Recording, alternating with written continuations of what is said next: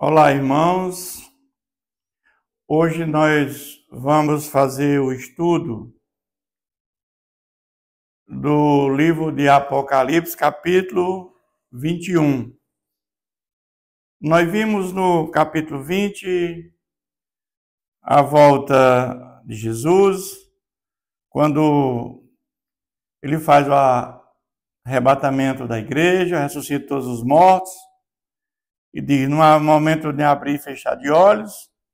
Ao ressoar a última trombeta, a trombeta soará, os mortos ressuscitarão incorruptíveis e nós seremos transformados.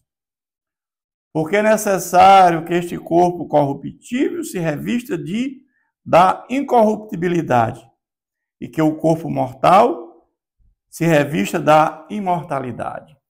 É a partir daí que agora nós teremos acesso aos novos céus e nova terra. Porque esse corpo mortal não pode entrar nesse lugar. Então ele é transformado, e os que morreram, quando Jesus voltar, os que estão mortos, num corpo glorificado. Então ele começa dizendo: vi novo céu e nova terra. Pois o primeiro céu e a primeira terra passaram, e o mar já não existe. Ou seja, aqui ele está dizendo que esse novo céu e nova terra não é que vai ter tudo feito novo. Nós sabemos que haverá uma transformação. A palavra de Deus diz que tudo será transformado com fogo, como tem lá em 1 Pedro. Então haverá uma transformação de uma maneira que nós tenhamos tudo conforme a criação de Deus, a maneira tudo perfeito. É como nós tivéssemos um universo perfeito, o universo voltar a ser perfeito. Muitas vezes, nós nos perguntamos por que Deus fez um mundo tão grande, sei quantas galáxias, um mundo enorme, e colocou nós num negócio tão pequenininho chamado Terra.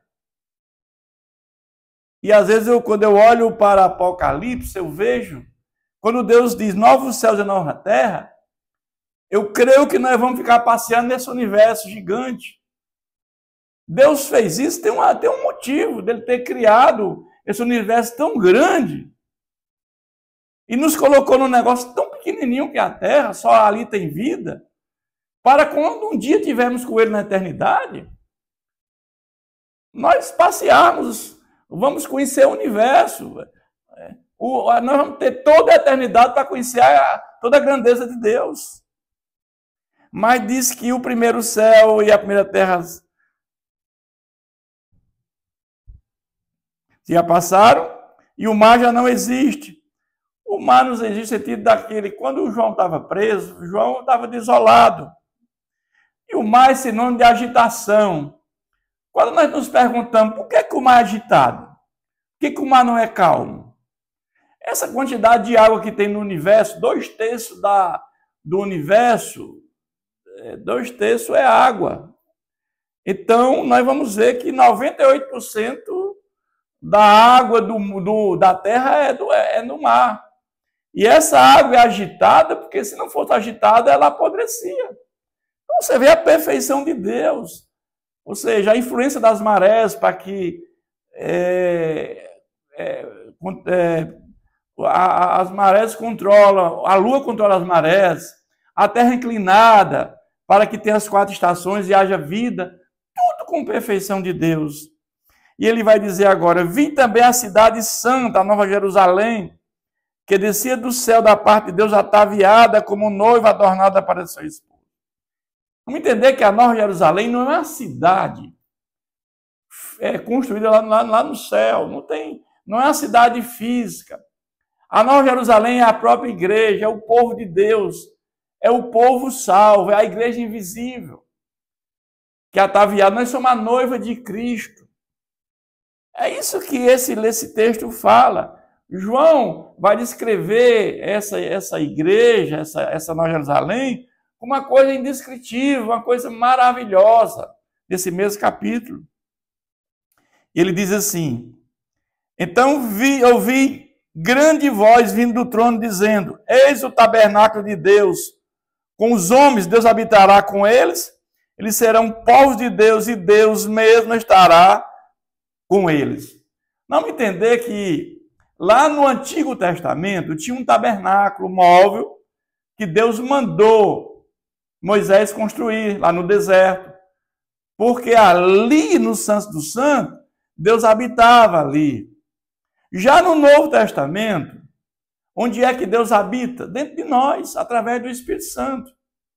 Quando nós somos regenerados, quando nós temos um novo nascimento, tivemos a primeira ressurreição, Deus habita dentro de nós através do Espírito Santo. Agora, na Nova Jerusalém, é nós habitando em Deus. Olha como muda a história, o que é que diz? Então ouvi grande voz ainda no trono, dizendo: eis o tabernáculo de Deus. Com os homens, Deus habitará com eles. Eles serão povos de Deus e Deus mesmo estará com eles. Nós estamos habitando agora em Deus. Agora, o que é que não existirá lá nesse lugar? Eles enxugará dos olhos toda lágrima, e a morte já não existirá. Não haverá mais morte ali naquele lugar, no novo céu e nova terra. Não tem mais lágrima, porque não tem sofrimento, não tem dor, não tem tristeza, não tem pranto, não tem dor, porque as primeiras coisas já passaram. Então é um lugar de gozo eterno. Nada disso aqui que nós passamos, sofrimento, vai ter lá na eternidade. Nada. Só gozo. E aquele que está sentado no trono diz: eis que faço nova todas as coisas. E acrescentou: escreve, porque essas palavras são fiéis e verdadeiras. Ou seja, nada que Deus disse vai deixar de acontecer, porque Deus é fiel, Ele é verdadeiro, e tudo que Deus falou vai acontecer. E disse-me ainda: tudo está feito. Ou seja, quando Jesus voltar pela segunda vez, tudo será modificado. Estaremos com Ele num corpo glorificado por toda a eternidade. Eu sou o Alfa e o Ômega, ou seja, a primeira e a última letra do alfabeto grego. Eu sou o princípio e o fim.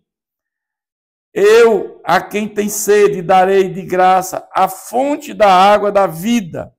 E o que é a fonte da água da vida, irmãos? É a vida eterna. É a fonte da água da vida e a vida eterna. Ele diz: o vencedor herdará essas coisas, e eu lhe serei Deus, e ele será filho. Nós sabemos que o vencedor é aquele que ouviu a palavra de Deus e a sua mente foi iluminada pela palavra. E o Espírito Santo convenceu do pecado. E ele nasceu de novo, foi justificado pela fé em Jesus.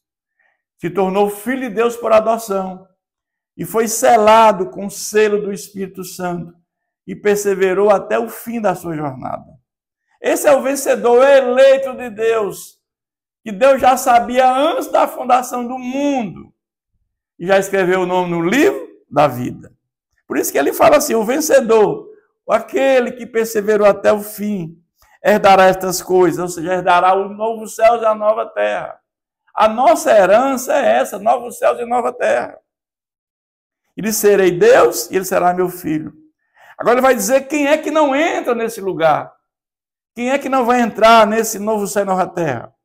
Os covardes, aqueles que ficaram indecisos, aqueles que não aceitaram a palavra de Jesus Cristo, aqueles que brincaram com Deus, aqueles que profanaram o nome de Deus, aos incrédulos, aos abomináveis, aqueles que se entregaram ao pecado, aos assassinos, aqueles que tinham prazer na morte dos outros, aos impuros, aos imorais, aqueles que viviam na prática do pecado, aos feiticeiros, aqueles que viviam fazendo coisas para agradar o inimigo, aos idólatras, aqueles que adoravam Deus falsos, Deus pagãos, a todos os mentirosos, aqueles que viviam na prática da mentira.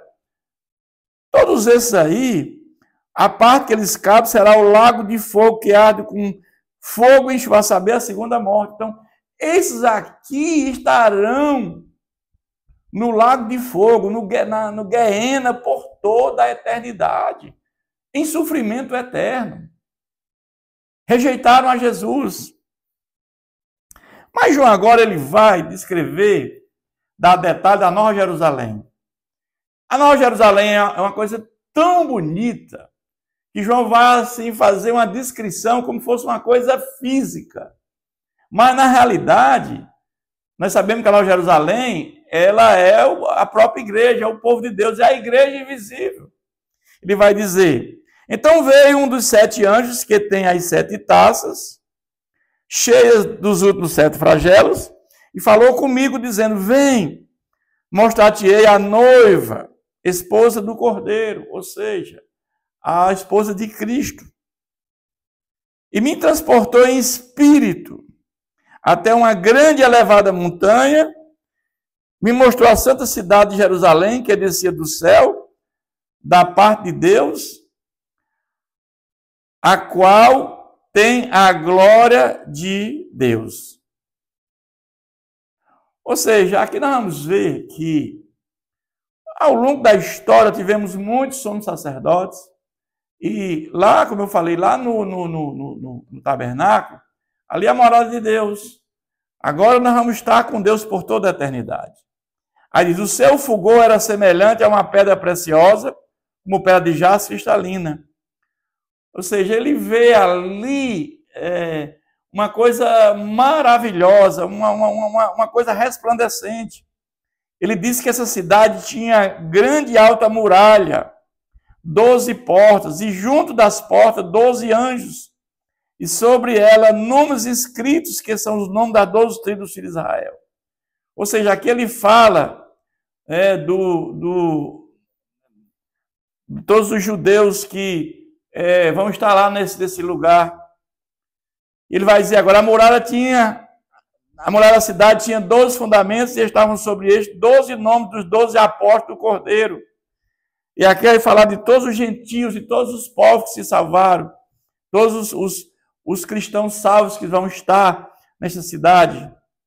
E diz: aquele que falava comigo tinha por medida uma vara de ouro para medir a cidade e as suas portas e a sua muralha. E ele vai dizer que a cidade é quadrangular, de comprimento e largura iguais, e mediu a cidade com vara até 12.000 estádios, ao seu comprimento, largura e altura.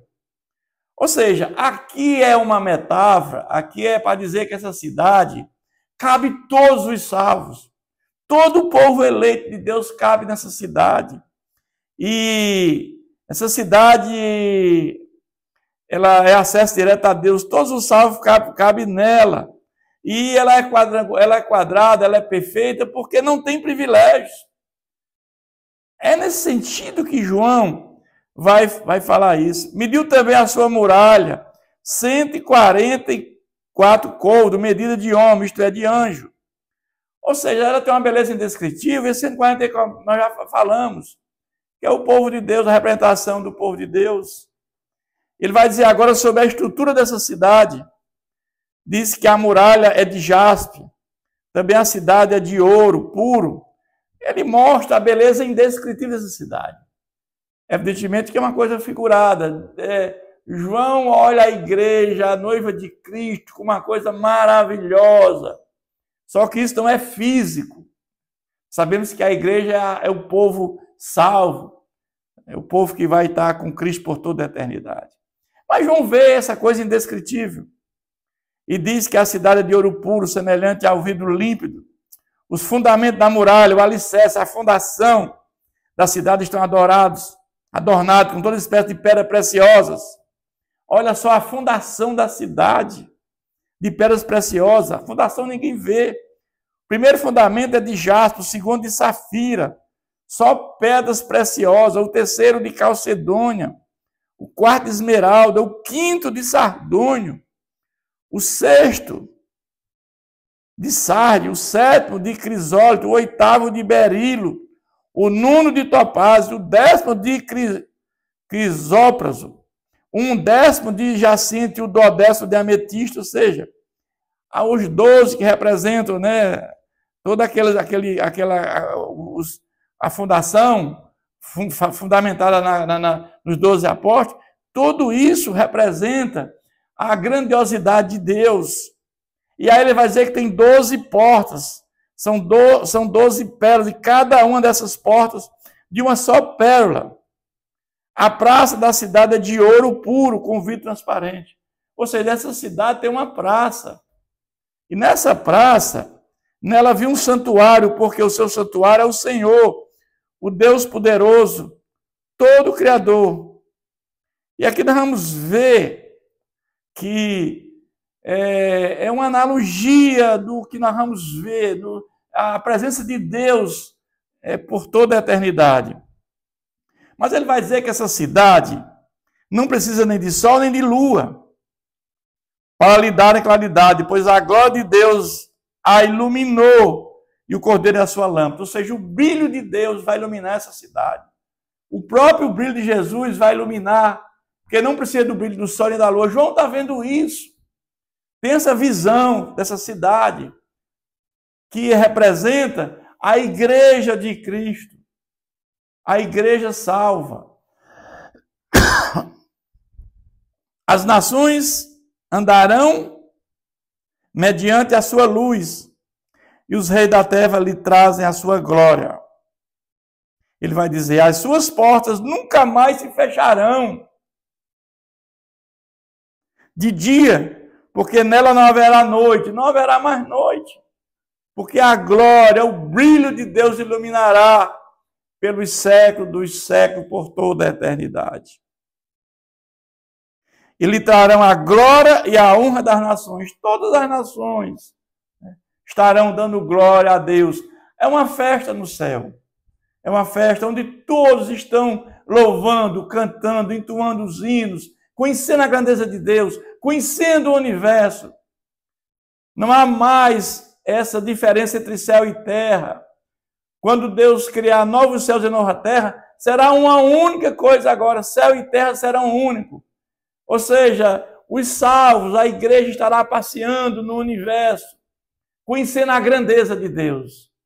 Isso é o que espera, é o que nós devemos lutar, meus irmãos, por isso, por essa eternidade. E ele agora vai concluir dizendo, nela nunca jamais penetrará coisa alguma contaminada. Ou seja, lá não entra nada contaminado. Porque lá não entra pecado, irmãos. O povo, esse corpo corruptível não pode entrar lá.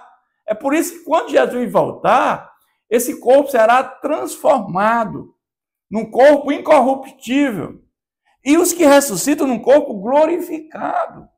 Porque nesse lugar não entrará nada contaminado. Lá não tem perigo de ter pecado. Nem o que pratica abominação e mentira, mas somente os inscritos no livro da vida do Cordeiro. Aqueles que estão com o nome escrito no livro da vida, somente esses estarão com Jesus por toda a eternidade. Que coisa maravilhosa. Que Deus nos abençoe sempre.